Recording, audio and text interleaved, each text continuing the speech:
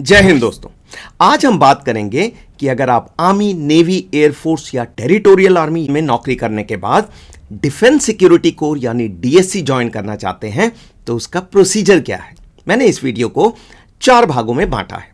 Part 1 में मैं आपको बताऊंगा कि क्यों डीएससी की नौकरी सैनिकों के लिए एक बेहतरीन चॉइस है और इसमें आपको क्या क्या बेनिफिट और क्या क्या सुविधाएं मिलेंगी। पार्ट 2 में बताऊंगा कि डीएससी का रोल और टास्क क्या क्या हैं ताकि आप जान पाएं कि आपको क्या ड्यूटी करनी पड़ेगी।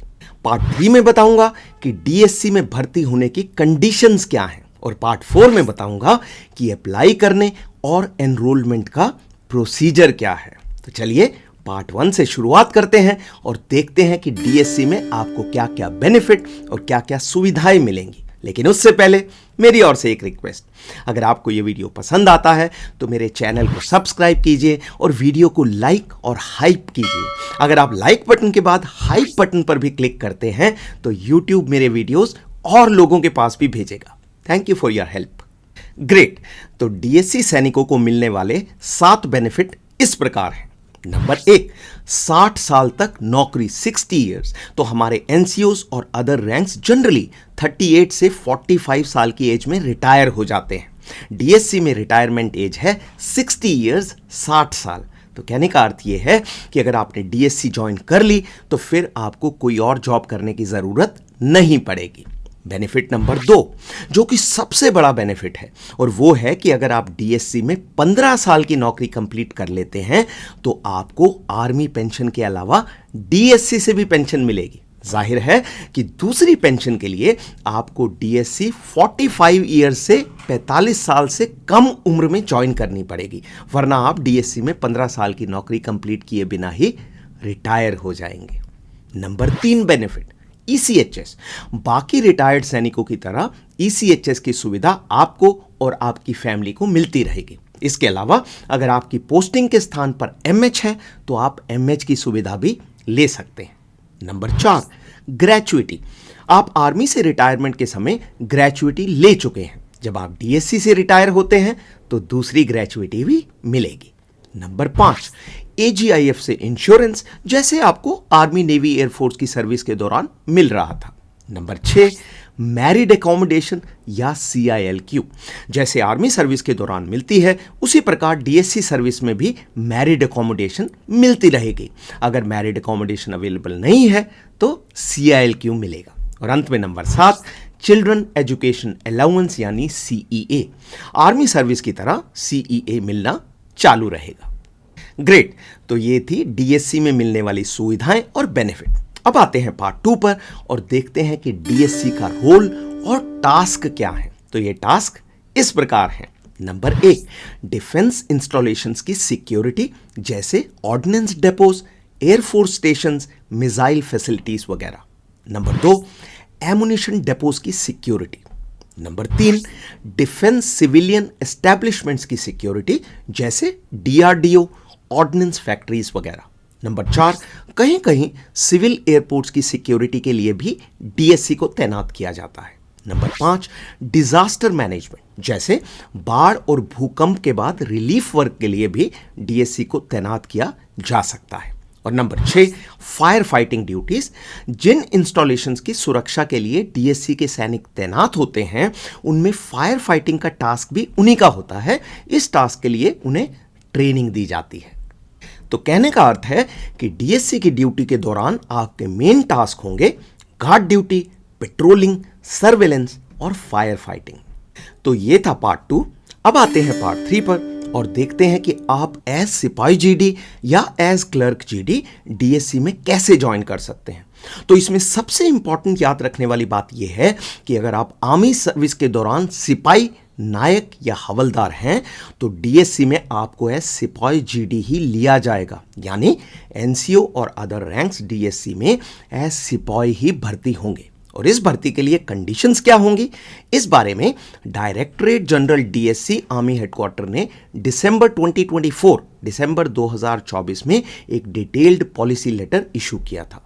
ये डीएससी में इनरोलमेंट के ऊपर सबसे लेटेस्ट लेटर है और इस लेटर के अनुसार डीएससी में एज सिपाही जीडी या एज क्लर्क जीडी भर्ती होने की कंडीशंस इस प्रकार हैं। Number 1, character. पिछली सर्विस यानी आर्मी, नेवी, एयरफोर्स या टीए से डिस्चार्ज होते समय कैरेक्टर वेरी गुड या एग्जेम्पलरी होना चाहिए, यह आपके डिस्चार्ज बुक में लिखा होता है। Number 2, discipline. डिसिप्लिन के बारे में 4 कंडीशन है। नंबर 1, पिछली सर्विस के दौरान 2 से ज्यादा रेड इंक एंट्री नहीं होनी चाहिए। नंबर 2, लास्ट 3 साल में कोई भी रेड इंक एंट्री नहीं होनी चाहिए। नंबर 3, लास्ट 5 साल में आर्मी एक्ट सेक्शन 48 इंटॉक्सिकेशन यानी दारू पीने के लिए कोई सजा नहीं होनी चाहिए। दारू के लिए अगर लास्ट 5 साल में ब्लैक इंक एंट्री भी मिली है तो भी आप डीएससी के लिए डिस्क्वालीफाई हो जाएंगे। और नंबर 4, एक्टिव सर्विस यानी फील्ड ड्यूटी के दौरान आर्मी एक्ट सेक्शन 34, 35, 36, 37 और 41(2) के अंदर कोई भी सजा नहीं होनी चाहिए। तो ये थे 4 डिसिप्लिन क्राइटेरिया। अब आते हैं कंडीशन नंबर 3 पर, जो है सर्विस। तो अगर आप आर्मी, नेवी या एयरफोर्स में सर्विस के बाद ज्वाइन कर रहे हैं तो आपकी नौकरी इन फोर्सेस में कम से कम 5 साल होनी चाहिए। और अगर आप टेरिटोरियल आर्मी यानी टीए में सर्विस के बाद ज्वाइन कर रहे हैं तो आपने 3 साल की एम्बॉडिड सर्विस की होनी चाहिए और कम से कम 7 एनुअल ट्रेनिंग कैंप यानी एटीसी अटेंड किए होने चाहिए। Number 4, medical category. आप शेप 1 कैटेगरी में होने चाहिए। उसके अलावा अगर आप लास्ट 5 साल में अल्कोहल डिपेंडेंस सिंड्रोम यानी एडीएस के लिए लो मेडिकल कैटेगरी में रहे हैं तो आप डीएससी के लिए डिस्क्वालीफाई हो जाएंगे, चाहे आप बाद में शेप 1 हो गए तो भी। तो कहने का अर्थ है कि अगर डीएससी में जाना है तो दारू पर कंट्रोल करना पड़ेगा। नंबर 5, फिजिकल और मेडिकल फिटनेस।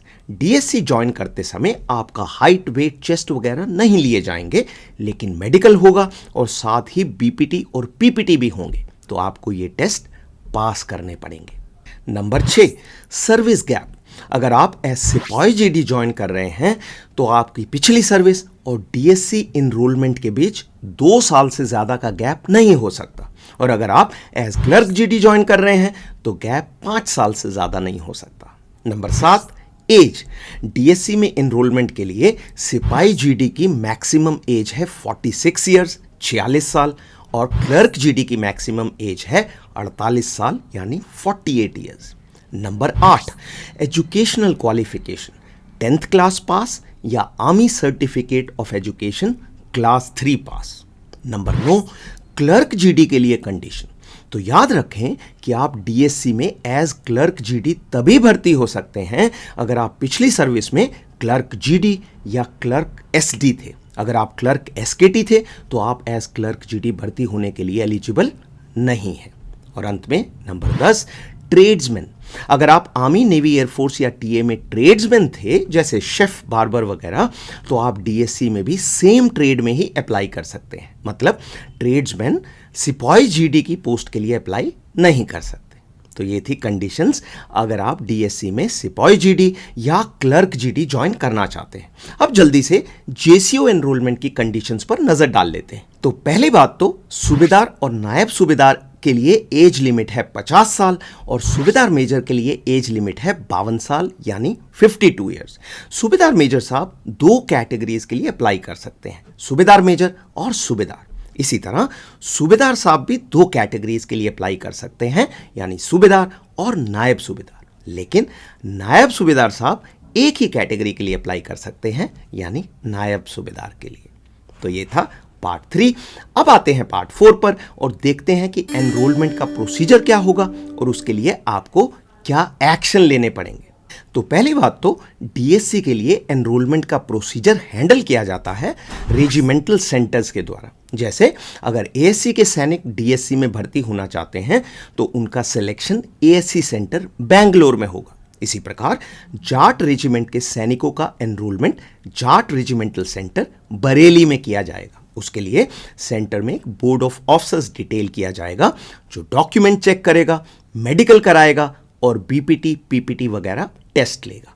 तो आपको क्या करना होगा, आपको अपने रेजिमेंटल सेंटर में फॉर्म भरकर रजिस्टर करना होगा और आप जितनी जल्दी रजिस्टर करेंगे उतना आपका चांस बढ़ जाएगा, क्योंकि जब भी वैकेंसीज आएंगी आपको सेंटर से कॉल आएगा डेट ऑफ अप्लाई करने के हिसाब से। जिन्होंने पहले अप्लाई किया है उन्हें कॉल पहले आएगा। नोट करने वाली बात, आप पिछली सर्विस से रिटायर होने से मैक्सिमम 6 महीने पहले अप्लाई कर सकते हैं। तो अगर आप 31 दिसंबर 2025 को रिटायर हो रहे हैं तो 1 जुलाई 2025 के बाद रजिस्ट्रेशन फॉर्म सेंटर में भेज सकते हैं। लेकिन सेंटर आपको एनरोलमेंट के लिए बुलाएगा आपकी रिटायरमेंट यानी 31 दिसंबर 2025 के बाद। जैसा कि मैंने बताया, एनरोलमेंट के दौरान मेडिकल और फिजिकल टेस्ट जैसे बीपीटी और पीपीटी होंगे। साथ ही जो गैप पीरियड है उस पीरियड के लिए पुलिस वेरिफिकेशन भी होगी। उस पुलिस वेरिफिकेशन में लोकल पुलिस से सर्टिफिकेट लिया जाएगा कि सैनिक पिछली सर्विस से रिटायर होने के बाद किसी सिविल या क्रिमिनल केस में इन्वॉल्व नहीं हुआ है और वो डीएससी में इनरोल होने के लिए फिट है। अगर आप सेंटर में एनरोलमेंट में सफल रहते हैं तो आपको डीएससी सेंटर जाना होगा। डीएससी सेंटर कन्नूर, केरला में है। डीएससी सेंटर कमांडेंट के अंडर डीएससी ड्यूटीज के लिए आपको ट्रेनिंग दी जाएगी। डीएससी सेंटर में जाने के बाद भी आप रिजेक्ट हो सकते हैं। जिन 4 बातों के कारण आप रिजेक्ट हो सकते हैं वो इस प्रकार है। नंबर 1, अगर आप 5 केजी या उससे ज्यादा ओवरवेट हैं। नंबर 2, डॉक्यूमेंट चेक के दौरान आपका कोई डॉक्यूमेंट गलत पाया गया। नंबर 3, अगर कोई दारू पीने का केस सामने आया। और नंबर 4, अगर आपने रीओरिएंटेशन ट्रेनिंग में हिस्सा लेने से मना कर दिया। तो ये था आज का वीडियो। सार ये है कि डीएससी का करियर आपकी रिटायरमेंट के बाद सबसे अच्छे करियर्स में से एक है। लेकिन डीएससी में एनरोलमेंट बहुत ही कॉम्पिटिटिव प्रोसेस है। रिटायर होने वाले सैनिक बहुत ज़्यादा हैं और वैकेंसीज कम है। इसलिए आपको केयरफुली प्लान करना पड़ेगा। फिजिकली और मेडिकली फिट रहना होगा। आर्मी, नेवी, एयरफोर्स में डिसिप्लिन के साथ नौकरी करनी होगी और समय पर अप्लाई करना होगा। अगर आप डीएससी में ज्वाइन करने के लिए अप्लाई करते हैं तो मेरी ओर से बहुत बहुत शुभकामनाएं और बेस्ट ऑफ लक। आज के लिए इतना ही। अगले वीडियो तक अपना ख्याल रखें और स्वस्थ रहें।